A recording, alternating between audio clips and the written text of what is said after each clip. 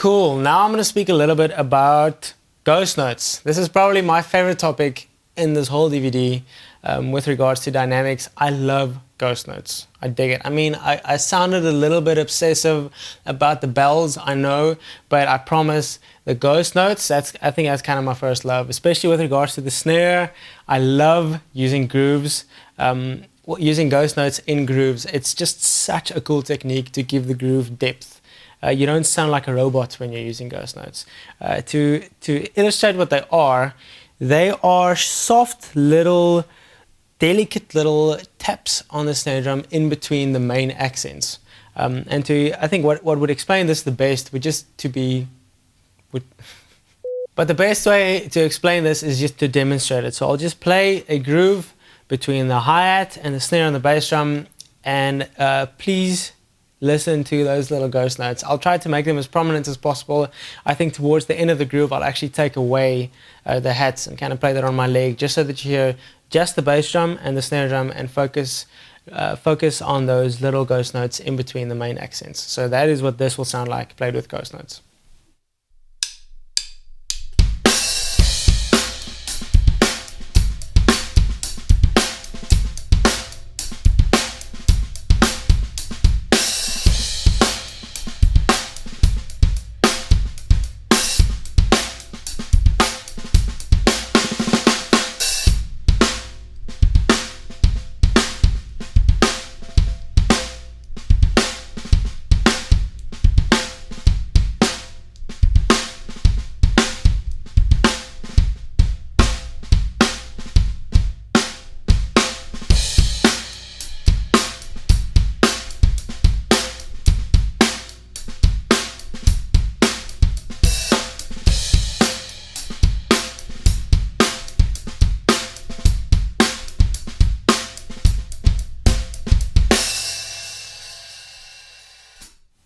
I think a cool way to practice this is just to play the same beat that I just did, kind of leading with the eighth notes on the hats, and then to play the ghost notes in between the eighth notes, so as the little offbeats. I think if you don't ghost them, if you play them as full strokes, then this is the pattern that I'm talking about.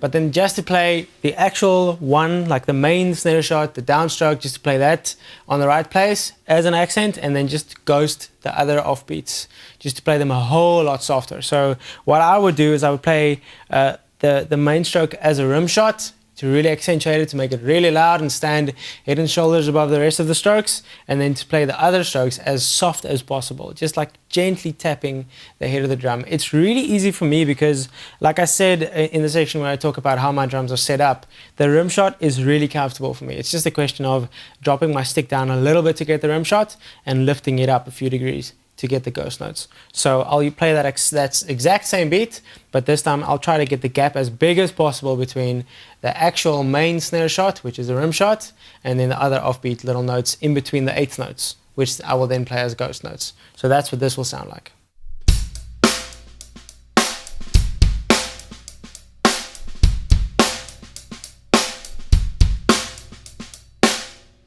But the key for me with ghost notes is to get them as delicate and as soft as possible, especially to get the contrast as big as possible between the main shots, which in my case is the rim shots, and then the ghost notes, just to get that gap as big as possible, because the bigger the dynamic range, the more depth the groove has. So see if you can get that ghost notes really soft without getting the snare shot too loud. I think that's the key. You shouldn't be whacking the poo out of the snare drum to make it seem like the ghost notes are softer. Just try to get them as soft as possible while playing the rim shot or the main snare shot as a normal rim shot in my case.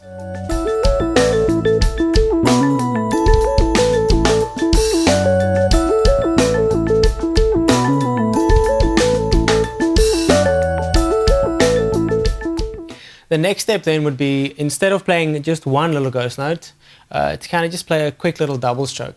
I love playing this before a note on the bass drum. It sounds very cool to me. I heard this for the first time on one of Blink-182 songs. I can't remember exactly which one, but Travis Barker loves using ghost notes, especially before before the kick drum. I'll just play an example for you, and then I'll slow it right down so that you can see exactly where I place that to get the same kind of feel. But I'll start quite up to speed so you can get the feel of the ghost notes. It'll be a quick little double stroke with the left hand, and then I'll slow it right down so you can see how they fit right before the bass drum stroke. So this is an example, slowed way down.